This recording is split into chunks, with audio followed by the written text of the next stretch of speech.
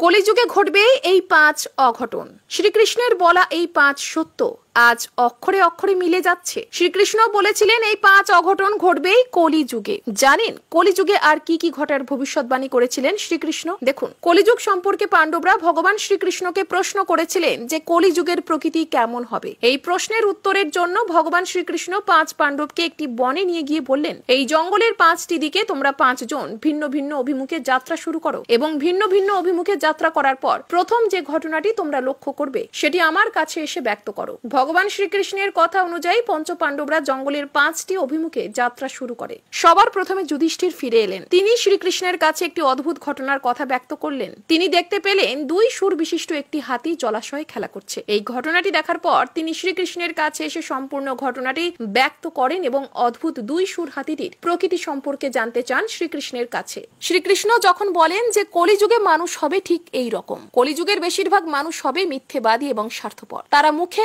এক কথা বললেও কর্মক্ষেত্রে সম্পূর্ণ ভিন্ন থাকবে, অর্থাৎ কথা, প্রতিশ্রুতি এবং কাজের মধ্যে কোনো মিল তাদের থাকবে না। তারপর ভীম ফিরে এসে তার অভিজ্ঞতা ভগবান শ্রীকৃষ্ণকে জানালেন। তিনি বললেন তিনি একটি গরুকে তার বাছুরকে চেটে চেটে আদর করতে দেখেছেন, কিন্তু এত মাত্রায় বাছুরটিকে চাটছে বাছুরটির গায়ের ছাল উঠে রক্তক্ষরণ হচ্ছে। এই প্রশ্নের উত্তরে শ্রীকৃষ্ণ বলেন কলিযুগে পিতা মাতা তাদের সন্তানের প্রতি অন্ধ ভালোবাসা ও স্নেহ তাদের সন্তানের ক্ষতির কারণ হয়ে উঠবে। অন্যদিকে অর্জুন ফিরে এসে শ্রীকৃষ্ণকে বললেন একটি শকুনের যার বিশাল আকার ডানায় বেদ লিখিত আছে, কিন্তু শকুনটি নর মাংস ভক্ষণ করছে। অর্জুন পরমেশ্বর শ্রীকৃষ্ণ ভগবানের কাছে এর কারণ জানতে চান। তখন শ্রীকৃষ্ণ বলেন কলিযুগে ভণ্ড সাধকের পরিমাণ বৃদ্ধি পাবে, অর্থাৎ দেশে যে সব মানুষই জ্ঞানী হিসেবে স্বীকৃত হবে তাদের বেশিরভাগেরই মনোভাব থাকবে ওই শকুনের মতো। ওপরে ধর্ম সাধকে মোড়া জ্ঞানী মানুষগুলি আদতে নিজেরাই হবে ধর্মভ্রষ্ট।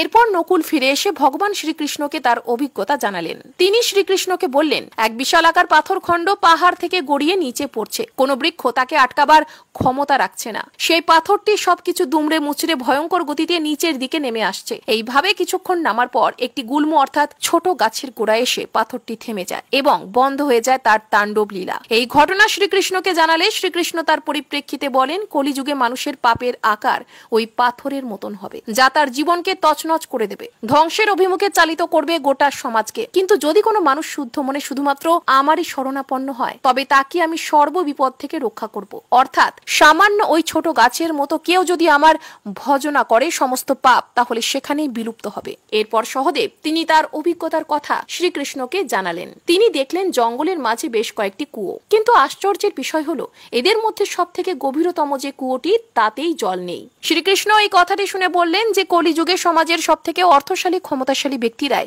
সেই সমাজে সবচেয়ে বেশি শোষণ করবে। যারা নিজ তারা কাম ও বিনোদনের জন্য এবং সুরা তামাক প্রভৃতির জন্য প্রচুর অর্থ ব্যয় করবে এবং সমাজে পিছিয়ে পড়া মানুষদের জন্য থাকবে শুধুই অবহেলা। অতএব গরিবের শোষণই হবে কলিতে প্রবল। ধনীরা হারাবে তাদের বিচার বিবেচনা করার ন্যূনতম বুদ্ধি।